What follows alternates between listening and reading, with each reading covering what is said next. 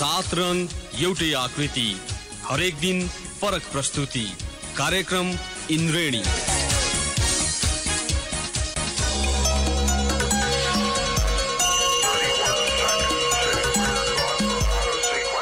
नमस्कार श्रोता, रेडियो कान्तिपुरको नियमित प्रस्तुति इन्द्रेणीमा यहाँलाई स्वागत छ। आज बिहिबार हामी सदाझै आर्थिक गतिविधि समेटिएको इन्द्रेणी लिएर उपस्थित भएका छौं। आज पनि कार्यक्रममा हामी यो साताभरका प्रमुख आर्थिक समाचार, केही कृषि सम्बन्धी समाचार तथा समसामयिक विषयमा एउटा अन्तर्वार्ता प्रस्तुत गर्नेछौं। कार्यक्रम सुरु गरौं साताभरका प्रमुख आर्थिक समाचारबाट। नेपालको आर्थिक वृद्धि दर चालू वर्षमा 5.5% मात्रै हुने प्रक्षेपण एसियाली विकास बैंक एडीबीले गरेको छ। एडीबीले सार्वजनिक गरेको पछिल्लो माइक्रो इकोनोमिक अपडेटले नेपालको आर्थिक वृद्धि दर 5.5% मा सीमित हुने जनाएको छ। सरकारले चालू आर्थिक वर्षको बजेटमा 8% हाराहारीको आर्थिक वृद्धि हुने प्रक्षेपण गरेको थियो। त्योभन्दा 2.5% को बिन्दुले आर्थिक वृद्धि दर कम हुने दाबी एडीबीको छ। एडीबीले यस वर्ष महँगी भने बढ्ने आकलन गरेको छ। एडीबीका अनुसार अघिल्लो वर्ष 4.2% रहेको मूल्य वृद्धि यो वर्ष 6% पुग्नेछ। एडीबीले अघिल्लो वर्षको आर्थिक वृद्धि दर 5.9% भएको जनाएको छ। नेपालको पछिल्लो 10 वर्षमा औसत आर्थिक वृद्धि दर 4.3% मात्रै छ। यो आधारमा नेपालले चालू आर्थिक वर्षमा गर्ने आर्थिक वृद्धि दर एक दशकको औसत भन्दा बढी हुनेछ। पछिल्लो पटक भएको निर्वाचन, राजनीतिक स्थायित्व, सामान्य मनसुन र ठूला पूर्वाधार आयोजनाको सुरुवात गर्ने तयारी लगायत कारण नेपालले पछिल्लो एक दशकको औसत दर भन्दा बढी आर्थिक वृद्धि गर्ने अनुमान एडीबीले गरेको हो। मूल्य वृद्धिको विषयमा पनि एडीबीले विश्लेषण गरेको छ। भारतमा हुने मूल्य वृद्धि, इन्धनको मूल्य वृद्धि र नयाँ संघीय संरचना अनुसार हुने सरकारी खर्च वृद्धिका कारण मूल्य वृद्धि बढ्ने एडीबीको विश्लेषण छ। पेट्रोलियम पाइपलाइन बारे नेपाल र भारतका उच्च अधिकारी बीच हिजो हुने भनिएको बैठक अन्तिम क्षणमा स्थगित भएको छ। भारतीय टोलीले मन्त्री परिषदबाट अनुमति नलिएको काठमाडौँ आइपुगेपछि मात्रै नेपाली पक्षलाई सूचित गरेको हो। टोलीको नेतृत्व गर्ने सहसचिव पनि आइपुगेका थिएनन्। नेपालका तर्फबाट नेतृत्व गर्ने वाणिज्य तथा आपूर्ति मन्त्रालयका प्रवक्ता नवराज ढकालले भन्नुभयो, मन्त्री परिषदबाट अनुमति नलिएको भनिएपछि बैठक स्थगित भएको हो। उहाँहरूले यसलाई प्रशासनिक कारण भन्नुभएको छ। वाणिज्य तथा आपूर्ति मन्त्रालयले परराष्ट्र हुँदै भारत सरकारबाट सहसचिव स्तरीय बैठक तय गरेको थियो। मन्त्रालयले नेपाल स्थित सरकारवाला निकायहरूलाई होटल सोल्टीमा हिजो दिउँसो 1 बजे आउन पत्रचार गरेको थियो। बैठक सुरु हुन केही घण्टा अघि अनिश्चितकालका लागि स्थगित भएको सूचित गरिएको छ। बैठकसँग सम्बन्धित एजेन्डामाथि थप छलफल र निरीक्षणका लागि 2 दिनपछि भारतको पेट्रोलियम तथा प्राकृतिक ग्यास मन्त्री धर्मेन्द्र प्रधान नेपाल आउने भारतीय अधिकारीहरूले पुष्टि गरेका छन्। नेपाल आयल निगमका निमित्त कार्यकारी निर्देशक सुशील भट्टराईले भन्नुभयो, बैठक नभए पनि नेपाल आएको टोलीसँग निगमले छलफल र वार्ता भने गर्नेछ। सरकारले संयुक्त अरब इमिरेट्स यूएई जाने अध्यक्ष कामदारको न्यूनतम तलब 1100 दिराम करिब 34,000 रुपैयाँ तोकेको छ। तर त्यहाँ पुगेपछि तोकी अनुसारको रकम पाउने नेपाली बिरलै हुन्छन्। नेपाली कामदारलाई 345 दिराम 10,600 रुपैयाँ मात्र तलब दिने कम्पनी समेत रहेको आबुधाबी स्थित नेपाली दूतावासले जनाएको छ। ठूला कम्पनीबाट समेत नेपाली कामदार शोषणमा परिरहेको दूतावासका श्रम सहचारी वेशराज कार्कीले जानकारी दिनुभयो। नेपालीको प्रमुख रोजगारी गन्तव्य यूएई लगायत खाडीका 6वटै देशले विदेशी कामदारको न्यूनतम तलब तोक्ने गरेका छैनन्। उनीहरू रोजगारी बढाउन श्रम बजार खुला छाडिएको दावी गर्छन्। श्रम बजारलाई लचक बनाउने नीतिकै कारण हरेक वर्ष हजारौं रोजगारी सृजना भएको यूएईको मानव संसाधन मन्त्रालयले जनाएको छ।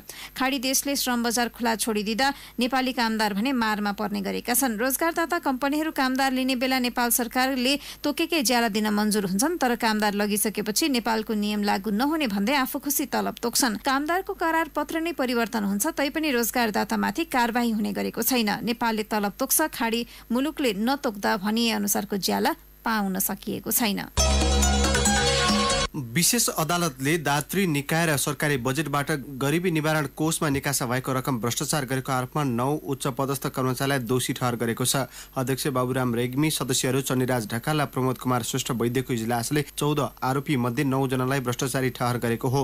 बाँकी 5 जनालाई भने सफाई दिइएको छ। अदालतले कोषका तत्कालीन कार्यकारी निर्देशक राजबाबु श्रेष्ठले 1,14,739 रुपैयाँ भ्रष्टाचार गरेको ठहर गर्दै 5 महिना कैदको सजाय सुनाएको हो। उनलाई 4 महिना कैद हुने ठहरसहित विशिष्ट पदमा रहेर भ्रष्टाचार गरेको भन्दै थप 1 महिना कैद फैसला भएको विशेष अदालतका प्रवक्ता नगेन्द्र केशरी पोखरेलले बताउनुभयो। प्रशासन तथा वित्त प्रमुख मनोज चिपालुलाई 1,03,419 रुपियाँ जरिवाना र 4 महिना कैद फैसला भएको छ। लेखा अधिकृत प्रवीण घिमिरेलाई 1,14,912 रुपियाँ जरिवाना सहित 4 महिना कैद भएको छ। भ्रष्टाचारी ठहर भएका 5 कार्य प्रबन्धकलाई जरिवाना सहित कैदको फैसला भएको छ। लालबहादुर सिवाललाई 2,48,912 रुपियाँ भ्रष्टाचार गरेको ठहर सहित 6 महिना कैद र सञ्जय कुमार झालाई 3,78,260 रुपियाँ जरिवाना ठहर गरी 8 महिना कैदको फैसला भएको छ। जयराम पन्तलाई 3,01,680 जरिवाना सहित 7 महिना कैद र अखिलेश चन्द्र दासलाई 17,395 रुपियाँ जरिवाना गरी 1 वर्ष कैद सजायको फैसला भएको छ। विश्व आर्थिक स्वतन्त्रता प्रतिवेदन 2018 नेपाल 5 स्थानमाथि उक्लिएको छ। प्रतिवेदनमा समावेश 162 देशमध्ये नेपाल 102औं स्थानमा छ। गत वर्ष नेपाल 107औं स्थानमा थियो। समृद्धि फाउन्डेसनको क्यानाडाको फ्रेजर इन्स्टिट्युटसँग सहप्रकाशन गरी प्रतिवेदन सार्वजनिक गरिएको हो। त्यो प्रतिवेदनले विश्वभरका विभिन्न देशमा आर्थिक स्वतन्त्रता मापन गर्छ। आर्थिक स्वतन्त्रता सूचाङ्कलाई 5 भागमा बाँडेर प्रतिवेदन आर्थिक स्वतन्त्रता मापन गर्दै आएको छ। वित्तीय पहुँच, अन्तर्राष्ट्रिय व्यापारमा स्वतन्त्रता, ऋण, श्रम र व्यापार सम्बन्धी नियमन व्यवस्था, कानूनी संरचना र सम्पत्तिको अधिकारको सुरक्षा जस्ता सूचाङ्कको आधारमा यसमा देशहरूको स्थान तय गरिन्छ। नेपालले 10 मध्ये 6.53 अङ्क पाएर 102औं स्थानमा रहेको समृद्धि फाउन्डेसनले जनाएको छ। गत वर्ष नेपालले 5.5 अङ्क प्राप्त गरेको थियो। विद्युत विकासले स्पष्टीकरण सोधेका अधिकांश जलविद्युत आयोजना प्रवर्धकले प्रसारण लाइन निर्माणमा ढिलाइ भएका कारण आयोजना निर्माणमा ढिलाइ गरेको स्पष्टीकरण पेश गरेका छन्। विभागले भदौ 12 गते 26 जलविद्युत प्रवर्धकलाई प्रगति विवरण सन्तोषजनक नभएको भन्दै स्पष्टीकरण सोधेको हो। 2072 साउनभन्दा अघि अनुमति पत्र पाएर पनि 20% भन्दा कम प्रगति भएका आयोजनालाई स्पष्टीकरण सोधिएको थियो। विभागले 15 दिने म्याद दिएर स्पष्टीकरण सोधेका मध्ये अधिकांश आयोजनाले पेश गरिसकेको विभागका महानिर्देशक नवीन राज सिंहले जानकारी दिनुभयो। उहाँले भन्नुभयो, अधिकांशले प्रसारण लाइन निर्माण नभएका कारण आयोजना निर्माणमा ढिलाइ गरेको स्पष्टीकरण दिएका छन्। आयोजनाले दिएको स्पष्टीकरणबारे अनुसन्धान गरिरहेका छौं। विभागले स्पष्टीकरण सोधेका अधिकांश आयोजनाको प्रगति विवरणमा 10% भन्दा पनि कम देखिएको छ। विद्यार्थीहरूले शैक्षिक प्रमाणपत्र धितो राखेर बैंक तथा वित्तीय संस्थाबाट सहुलियत दरमा ऋण सुविधा पाउने भएका छन्। चालु आर्थिक वर्षको बजेट वक्तव्यमा घोषणा भए अनुसार सरकारले सो व्यवस्था कार्यान्वयनमा ल्याएको हो। सरकारले हालै पारित गरेको सहुलियतपूर्ण कर्जाका लागि ब्याज अनुदान सम्बन्धी एकीकृत कार्यविधि 2075 अनुसार विद्यार्थीहरूले शैक्षिक प्रमाणपत्र धितोमा बढीमा 7 लाख रुपियाँसम्म कर्जा लिन सक्नेछन्। सो व्यवस्था कार्यान्वयनका लागि राष्ट्र बैंकबाट बैंक तथा वित्तीय संस्थालाई निर्देशन जारी गरिएपछि मात्र ऋण लिन सकिनेछ। सरकारले शैक्षिक प्रमाणपत्रको धितोमा ऋण दिने पटक पटक घोषणा गरे पनि पहिलो पटक कार्यविधि बनाएको हो। कार्यविधिमा शिक्षित युवा स्वरोजगार कर्जा शीर्षकमा स्नातक वा सोसहरा उत्तीर्ण युवाहरूले 5% ब्याज अनुदान सहित कर्जा सुविधा पाउनेछन्। सुन्दै हुनुहुन्थ्यो साताभरका प्रमुख आर्थिक समाचार। कार्यक्रममा अब प्रस्तुत छ कृषि सम्बन्धी केही समाचारहरू। झापाका किसानले आफ्नै कारखाना सुरु गरेपछि चियापत्तीको उचित मूल्य पाउन थालेका छन्। आफ्नो उत्पादन आफै प्रशोधन गर्न उनीहरूले कारखाना स्थापना गरेका हुन्। आफ्नै कारखाना भएपछि उद्योगीसँग मूल्य लगायत कुरामा विवाद नहुने साथै बिचौलियाको कमिसनको खेल पनि बन्द भएको साना किसान चिया सहकारीका सचिव पर्वत डाङ्गीले बताउनुभयो। झापा पृथ्वीनगरका साना किसानले 4 वर्ष अघि कारखाना सञ्चालनमा ल्याएका थिए। बाहुनडाँगीका किसानले कारखाना सुरु गरेको 3 महिना पुगेको छ। पाराखोपी चिया किसान चिया सहकारीले पनि असारदेखि कारखाना सञ्चालनमा ल्याएको छ। साना किसान चिया उत्पादक सहकारी हल्दीबारीले घटस्थापनाबाट कारखानाबाट उत्पादन सुरु गर्ने अध्यक्ष हर्कबहादुर तामाङले बताउनुभयो। हरियो पत्तीको मूल्य लगायत समस्यालाई सम्बोधन गर्न सरकारले आर्थिक वर्ष 2071-72 मा झापाका 4 साना चियालाई आफ्नै कारखाना निर्माणका लागि अनुदान गर्ने निर्णय गरेको थियो। मकवानपुरको ग्रामीण भेगमा रहेको उन्नत जातका बाख्राको बिउ उत्पादन केन्द्रले अघिल्लो वर्ष 1 करोड रुपियाँ भन्दा बढीको बोयर जातका पाठापाठी बिक्री गरेको छ। यो जातका पाठापाठी उत्पादन गरी बिक्री गर्ने उद्देश्यले स्थापना गरिएको बाख्राको बिउ उत्पादन फर्मले गत वर्ष 100% बोयर जातका 51 पाठापाठी बिक्री गरेको थियो। फर्मले 70 वटा नस्ल सुधार गरिएका पाठापाठी बिक्री गरेको हो। 2073-74 मा सो फर्मले 57 लाख मूल्य बराबरका पाठापाठी बिक्री गरेको थियो। 74-75 मा 1 करोड 1 लाख मूल्य बराबरका पाठापाठी बिक्री भएको फर्मका सञ्चालक गोविन्द सुवेदीले बताए। यो वर्ष 2 करोड मूल्य बराबरको पाठापाठी बिक्री गर्ने लक्ष्य रहेको उनले बताए। निर्वाहमुखी बाख्रा पालनबाट कृषकको जीवन धान्न धौधौ परेकाले विदेशबाट उन्नत जातका बाख्रा र बोका ल्याएर नस्ल सुधार गरी बिउ उत्पादन गरी बिक्री वितरण गर्ने उद्देश्यले साबिकको बसामाडी गाविस र हालको हेटौडा उपमहानगरपालिका 3 सिमलथलीमा 5 वर्ष अघि बिउ उत्पादनका लागि मात्र बाख्रा फर्म स्थापना गरिएको थियो। मकवानपुरका कृषक मात्र नभई चितवन, डडेलधुरा, पर्सा, बारा, नवलपरासी, धादिङ, झापा, सुनसरी, खोटाङ लगायत 46 जिल्लाका कृषकहरूले बोयर जातका पाठापाठीहरू खरिद गरेर लगिसकेका छन्। 5 वर्ष यता अलैँचीको मूल्य 82,000 रुपियाँले घटेको छ। 2070 सालमा प्रतिमन 1,15,000 सम्म पुगेको अलैँचीको मूल्य अहिले 33,000 मा झरेको छ। अलैँची व्यवसायी महासंघका केन्द्रीय उपाध्यक्ष सुमन श्रेष्ठका अनुसार सिजनको सुरुवातमा प्रतिमन मूल्य 33,000 रुपियाँ हो। उहाँका अनुसार माथिल्लो क्षेत्रको अलैँची बजारमा आएपछि मूल्य बढ्ने आशा गरिएको छ। श्रेष्ठले भन्नुभयो, 1400 मिटरभन्दा माथि फलेका अलैँचीले बजार पाउनेमा हामी विश्वस्त छौं। माथिल्लो क्षेत्रमा फलेका अलैँचीले गत वर्ष पनि बजार पाएको थियो। त्यहाँको अलैँचीले केही वर्ष अघिसम्म राम्रो मूल्य पाएको थियो। कास्कीको बिउ बिजन गुणस्तर नियन्त्रण केन्द्रमा जात अनुमोदन, उन्मोचन तथा दर्ता उपसमितिले पहिलोपल्ट लड्डे सागको बिउ दर्ता गर्न सिफारिस गरेको छ। जैविक विविधता अनुसन्धान तथा विकासका लागि स्थानीय पहल लिभर्डको प्रयासमा रामेछाप हरियो लट्टे दर्ताका लागि सिफारिस भएको हो। यसअघि केन्द्रमा 72 वटा बाली मात्रै दर्ता थिए। राजपत्रमा प्रकाशित भएपछि रामेछाप हरियो लट्टेले आधिकारिकता पाउने भएको छ। लिबर्डले नेपाल कृषि अनुसन्धान परिषद, नार्को पहाडी बाली अनुसन्धान कार्यक्रमसँगको समन्वयमा रैथाने जातका लट्टेमाथि अनुसन्धान गरेको थियो। सन् 2013 देखि थालिएको अनुसन्धानको उद्देश्य नेपालमा पाइने स्थानीय जातबाट राम्रो जात छनौट तथा दर्ता गरी प्रवर्धन गर्ने थियो। अनुसन्धानका क्रममा बारा, दुलखा, रामेछाप, ओखलढुङ्गा, धनकुटा, सिन्धुली, नवलपरासी, रूपन्देही, कास्की, मुस्ताङ, जुम्ला, हुम्ला र डोटी लगायत 11 जिल्लाबाट 287 बिउका नमुना संकलन गरिएको थियो। राष्ट्रिय आनुवांशिक स्रोत केन्द्र तथा पहाडी बाली अनुसन्धान कार्यक्रमले 148 बिउका नमुना संकलन गरेको थियो। यीमध्ये 284 बिउका नमुनाको उमार शक्ति राम्रो भएकाले यी बिउ नमुनाको अनुसन्धान प्रक्रिया अगाडि बढाइएको थियो। जुम्ला, कास्की, लमजुङ, दोलखा र नवलपरासीमा विभिन्न चरणमा गरिएका विभिन्न परीक्षणबाट हरियो सागका लागि रामेछाप हरियो लट्टे उत्कृष्ट देखिएकाले दर्ता प्रक्रिया अगाडि बढाइएको लिबर्डका कार्यक्रम सञ्चालन निर्देशक भरत भण्डारीले बताउनुभयो। साताभरका प्रमुख आर्थिक समाचार तथा कृषि सम्बन्धी समाचार यहाँहरूले सुनिहाल्नुभयो। कार्यक्रममा अब भने पालो भएको छ ब्रेकको। ब्रेकपछि हामी एसियाली विकास ब्याङ्कले यो वर्षको आर्थिक वृद्धि दर 5.5% मा खुम्चने प्रक्षेपण गरिरहेको सन्दर्भमा अर्थविद केशव आचार्यसँग गरिएको कुराकानी लिएर उपस्थित हुनेछौँ।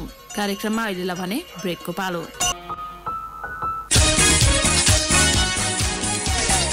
सात रंग एउटै आकृति, हरेक दिन फरक प्रस्तुति। कार्यक्रम इन्द्रेणी।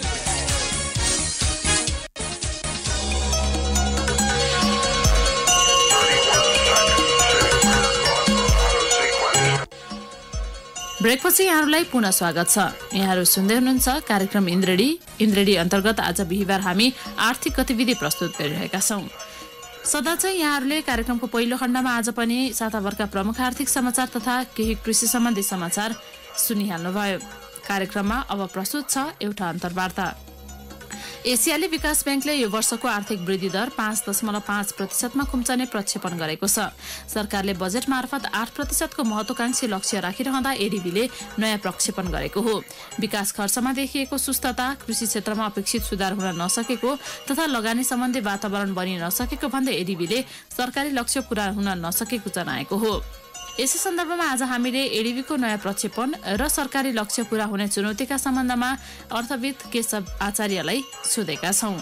मलाई त यो यथार्थ परक नै लाग्छ। कारण किनभने गत वर्ष चाहिँ हाम्रो आर्थिक वृद्धि दर झन्नै 6%, 5.9% थियो। त्योभन्दा अघिल्लो वर्षमा 7% थियो। 2 वर्ष लगातार उच्च वृद्धि दरमा 5.5 बढ्नु पनि कम होइन यो। त्यसैले गर्दाखेरि यो चाहिँ यथार्थ परक नै हो जस्तो लाग्छ मलाई। र अर्को एउटा गैर कृषि क्षेत्रले अलिकति गति लेला कि भनेको लगानीहरू वृद्धि होला कि बाह्य लगानी पनि आउला कि भन्ने चाहिँ एउटा अनुमान।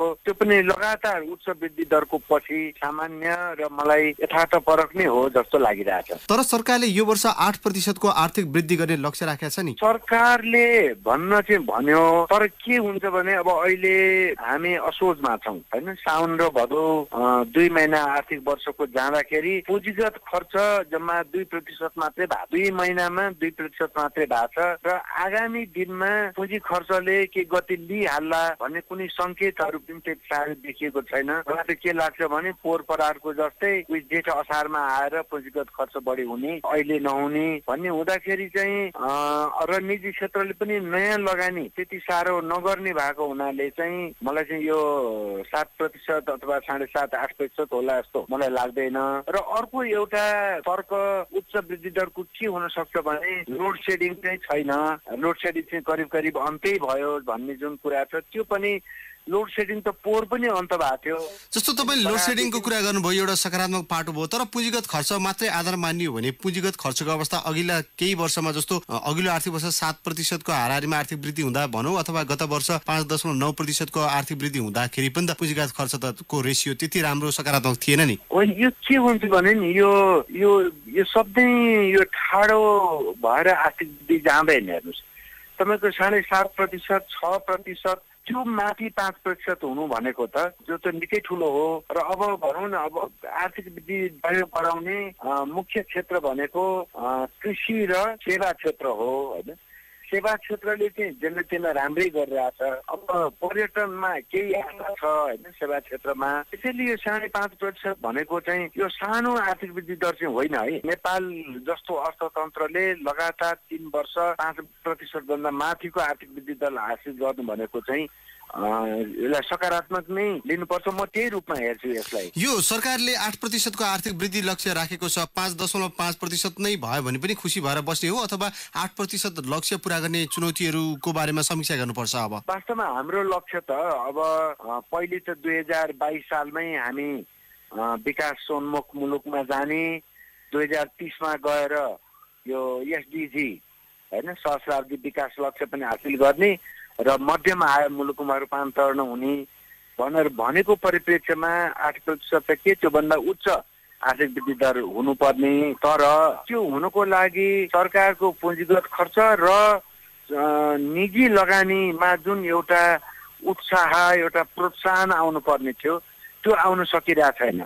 अब हेर्नु तपाईँले त्यो शिक्षा सिँचाइ हैन अब आयो यसले त राम्रो गर्छ भने त्यसमा गडबडी छ। राष्ट्रिय प्राथमिकता प्राप्त 2 दर्जन आयोजनाहरू मध्ये अधिकांश आयोजनाहरूको काम 10% पनि सकिएको छैन। पुँजीगत खर्चै हुन सकेको छैन कुनै पनि वर्षमा। हो त्यही हिसाबले यो के हुन्छ भने हाम्रो जस्तो अर्थतन्त्रमा खास गरी सरकारको पुँजीगत लगानी भएपछि त्यही अनुपातमा निजी क्षेत्रले लगानी गर्छ। जस्तै भनौँ न 70-75% निजी क्षेत्रको छ, बाँकी 25% जति लगानी सरकारी क्षेत्रको छ। भन्नाले सरकारले 1 रुपियाँ पुँजीगत लगानी गर्यो भने निजी क्षेत्रको 3 रुपियाँ लगानी हुन्छ। त्यसैले पुँजीगत खर्च राम्रोसँग गर्न नसक्नु र विकास प्रशासन चाहिँ एकदम लोसे जुम्सो हुनु हैन, संवेदनशील नहुनु ले गर्दा निजी क्षेत्रबाट आउने लगानी पनि आउन सकिरहेको अवस्था छैन। त्यसैले लक्ष्य चाहिँ अब सरकारले 8% राखे पनि हामी पनि चाहन्छौँ लक्ष्य धेरै होस्, नेपाली युवाहरूले विदेशमा गएर दुःख पाउनु नपरोस्, बरु नेपाली अर्थतन्त्रले विदेशीहरूलाई बरु यहीँ रोजगारी दिन सकोस्। तर सोच्नु एउटा कुरा र त्यो के गरी हुन्छ भनेर त्यसको लागि वातावरण तयार पार्नु, संयन्त्रहरू तयार पार्नु अर्को कुरा। अब अहिले नै म कति आशावादी थिएँ जब यो निर्वाचन भयो। अब त स्थानीय निकाय र सङ्घीय प्रान्तीय निकायहरूले पनि विकासमा टेवा दिन्छन्, पहिले पुँजीगत खर्च हुन नसकेको अब उनीहरूले गर्छन् भनेर मैले एकदमै आश गरिरहेको थिएँ। अब यहाँ त ऐन बनिरहेको अवस्थामा छैन, कर्मचारीहरू खटिरहेको अवस्था छैन र सङ्घले त्यो संविधान अनुसार स्थानीय निकाय र प्रान्तलाई चाहिँ जुन अधिकार दिनुपर्ने हो त्यो दिन सकिरहेको छैन। त्यसैले गर्दा पछिल्लो समय अमेरिकी डलरको तुलनामा अन्य मुलुकहरूको मुद्रा चाहिँ अवमूल्यन हुने क्रम जारी छ। त्यसको प्रत्यक्ष प्रभाव नेपालमा पनि परिरहेछ। भले भारतसँग हाम्रो चाहिँ स्थिर विनिमय दर भए पनि जस्तो दक्षिण एसिया केही राष्ट्रहरूको रेसियो एडिबीले सार्वजनिक गरेको अनुसार हेर्ने हो भने भियतनाममा पनि 7% को लक्ष्य राखेको थियो भियतनाम सरकारले, तर 6% को हाराहारीमा मात्रै हुन्छ भनेर अर्को प्रक्षेपण गरेको छ। यो प्रभाव विश्वव्यापी रूपमा नै पर्दिका छ क्या हो? यो त अवश्य पर्छ, किनभने हाम्रो परिवर्तित विदेशी मुद्रामा सबभन्दा चल्तीको हाम्रो विदेशी मुद्रा भनेको अमेरिकी डलर नै हो र नेपाल राष्ट्र ब्याङ्कले जति विदेशी मुद्राको सञ्चित गरेका छ र अरू वाणिज्य ब्याङ्कहरूले त्यो पनि हाम्रो डलरमै छ र हामीले अरू डलर बाहेकका अरू मुद्रा प्रयोग गर्ने जस्तै जापान भनौँ, कोरिया भनौँ, तिनीहरूसँग पनि हाम्रो चाहिँ भुक्तानी चाहिँ डलरमै हुने हुनाले डलरको तुलनामा हाम्रो मुद्रा कमजोर भएपछि हाम्रो अर्थतन्त्रलाई त्यसले अप्ठ्यारो पार्छ। एउटा अप्ठ्यारो त हाम्रो योजनाको, चाहे निजी क्षेत्रको होस् चाहे सरकारी होस्, योजनाको लागतै बढाउँछ यसले। सुन्दै हुनुहुन्थ्यो अर्थविद केशव आचार्यसँग गरिएको यो कुराकानी। हवस् त, यिनै प्रसङ्गसहित आर्थिक गतिविधि समेटेको इन्द्रेणी आजलाई यति नै। फरक विषयवस्तु सहितको इन्द्रेणी लिएर भोलि पुनः उपस्थित हुने नै छौँ। तबसम्म न्युज डेस्कका सम्पूर्ण सहकर्मी सहित अनिल र म प्रतीक्षा बिदा हुन्छौँ। नमस्कार, शुभरात्रि।